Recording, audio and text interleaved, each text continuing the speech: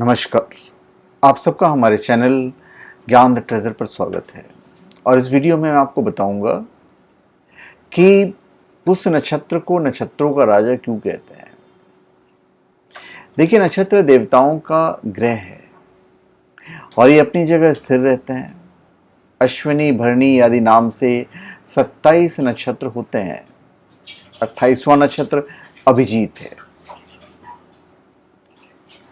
प्राचीन काल से ही ज्योतिष नक्षत्रों के आधार पर गणनाएं कर रहे हैं। इनमें से हर एक नक्षत्र का शुभ अशुभ प्रभाव मनुष्य के जीवन पर पड़ता है।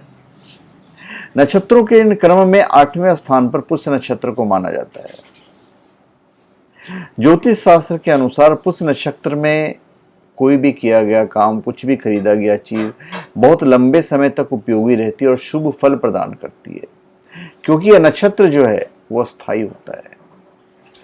पुष्य का अर्थ पोषक होता है और इसे अरबी में नसरा और अंग्रेजी में डेल्टा कैनक्री कहते हैं।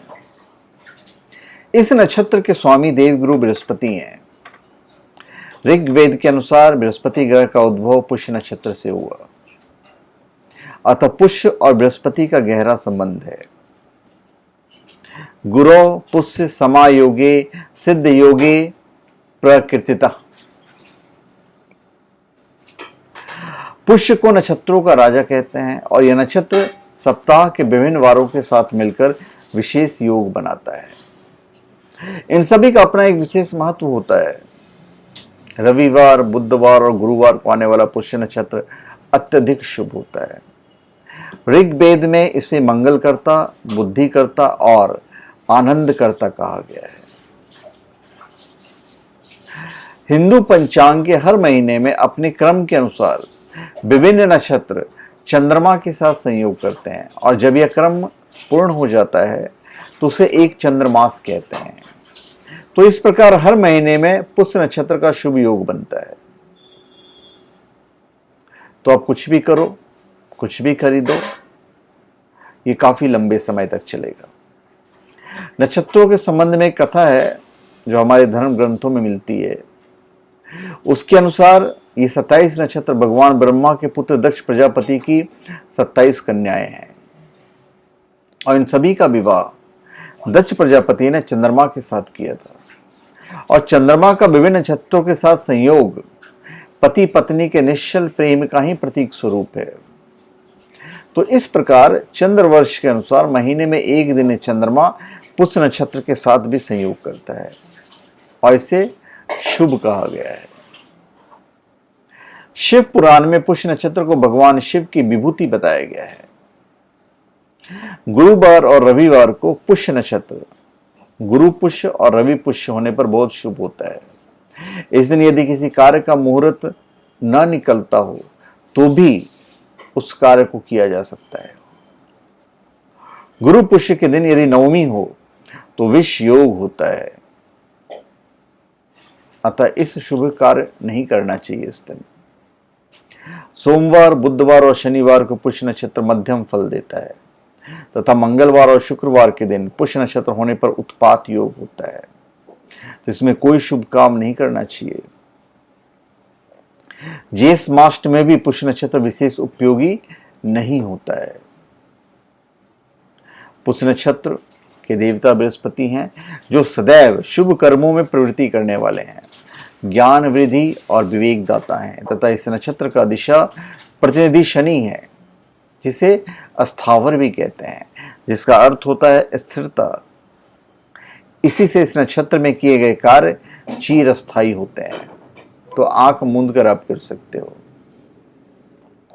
पुष्य नक्षत्र अपने आप में अत्यधिक प्रभावशील एवं मानव का सहयोगी माना गया है।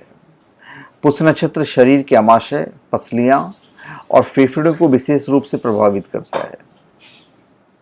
पुष्य नक्षत्र शुभ ग्रहों से प्रभावित होकर इन अंगों को दृढ़, पुष्ट और निरोगी बनाता है। जब यह नक्षत्र दुष्ट ग्रहों के प्रभाव में होता है तब इन अंगों को बीमार और फिर कमजोर करता है। पुष्य नक्षत्र में पानी ग्रहण संस्कार निषिद्ध है, विवाह कर्म नहीं किए जाते हैं। कामदेव ने पुष्य नक्षत्र में ब्रह्मा जी पर पुष्पवान छोड़ा था। तो पुष्य नक्षत्र में उसमें अपनी पूरी शक्ति लगाकर ब्रह्मा जी को व्याकुल कर दिया पुष्य नक्षत्र में। तो अत्यधिक कामुक होने से ब्रह्मा जी ने इसे शाप दे दिया, इसलिए पुष्य नक्षत्र में विवाह करना शुभ नहीं होता। पुष्य नक्षत्र में जन्म लेने वाला मनुष्य बुद्धिमान, विनम्र, गुरु भक्त, अच्छा वक्ता, कार्यों में कुशल, हृष्ट पृष्ठ, परोपकारी और क्षमाशील होता है, किंतु उसका जीवन संघर्षमय होता है, संघर्षों से भरा होता है उसका जीवन। हिंदू पंचांग के अनुसार जब पूर्ण चंद्रमा चित्रा नक्षत्र से संयोग करता है तो उस महीने को हम चैत्र नाम से पुकारते हैं। इसी तरह जब पूर्ण चंद्रमा पुष्य नक्षत्र में संयोग करता है तो मास पौष नाम से जाना जाता है। तो इस तरह पुष्य नक्षत्र साल के 12 महीने में से एक का निर्धारण करता है। तो ये पुष्य नक्षत्र इतना इंपॉर्टेंट होता है। पुष्य नक्षत्र में श्राद्ध के बारे में आपको बता दूं, नारद संहिता के अनुसार पुष्य नक्षत्र में श्राद्ध करने से पितरों को असीम तृप्ति होती है और वे श्राद्ध करने वाले को धन, पुत्र आदि का आशीर्वाद देते हैं। 10वीं तिथि को पुष्य नक्षत्र पड़े तो अमृत योग होता है और इसमें श्राद्ध करने से पितृ प्रसन्न होते हैं। गृह निर्माण आरंभ करते समय और गृह प्रवेश करते समय केवल गुरु पुष्य और रवि पुष्य को ही नहीं देखना चाहिए, वरन कुछ अन्य बातों का भी ध्यान रखना चाहिए। तो बेहतर होगा एस्ट्रोलॉजर या जो जानकार लोग हैं आप उनसे पूछ कर सकते हैं। प्राचीन ज्योतिष ग्रंथों के अनुसार पुष्य नक्षत्र के सिरे पर बहुत से बारीक तारे हैं जो कांति वृत्त के अत्यधिक समीप हैं।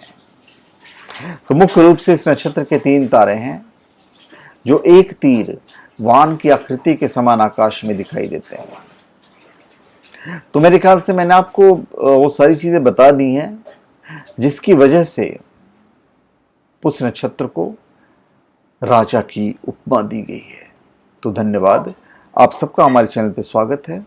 आप हमारे चैनल पे सब्सक्राइब करें, अपने कमेंट दीजिए और हम चाहेंगे कि आप हमारे वीडियो को शेयर कर दीजिए ताकि ज़्यादा से ज़्यादा हमारे सब्सक्राइबर तक हमारी वीडियो पहुंचे और उन्हें भी पता चले कि भाई पुष्य नक्षत्र को हम राजा क्यों कहते हैं। धन्यवाद।